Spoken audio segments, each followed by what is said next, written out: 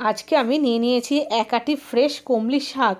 তো এই কমলি শাকের একটা রেসিপি তোমাদের সাথে শেয়ার করছি। কমলি শাক রান্না করতে হয়তো তোমরা সকলেই জানো, কিন্তু এইভাবে রান্না করে দেখো, কমলি শাকটা খেতে বেশ সুস্বাদু হয়।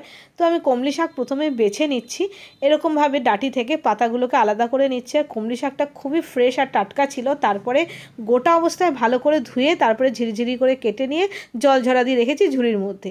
এবার কড়াইতে দিয়ে দিলাম সর্ষের তেল।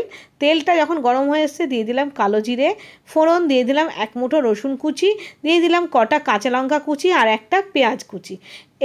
এই ফোড়নটা দিলে না কমলি শাকের স্বাদটা অনেকটা বেড়ে যায়। পেঁয়াজ রসুনটাকে লঙ্কাটাকে ভালো করে ভেজে নিয়ে তারপরে দিয়ে দিয়েছি শাকটা। তারপরে দিয়ে দিলাম পরিমাণ মতো নুন আর হলুদ। তারপরে নাড়াচাড়া করে আমি গ্যাসটাকে সিম করে ঢেকে দিয়েছিলাম প্রথমে 1 মিনিট মতন। 1 মিনিট পরেই তোমাদের খুলে দেখাচ্ছি, দেখো শাকটা সুন্দরভাবে নরম হয়ে গেছে, একটু জলও ছেড়েছে। এটা দিয়েই কিন্তু শাকটা রান্না হবে। আরও হাফ মিনিট মতো ঢেকে দিয়েছিলাম। তারপরে ফাইনালি এখন তোমাদের খুলে দেখাচ্ছি। শাকটাকে এখন গ্যাসের ফ্লেমটা হাইতে করে ভালো করে ভাজা ভাজা করে নিয়েছি, করে নামিয়ে নিলাম। আর তারপরে দিয়ে দিলাম কাসন্দ।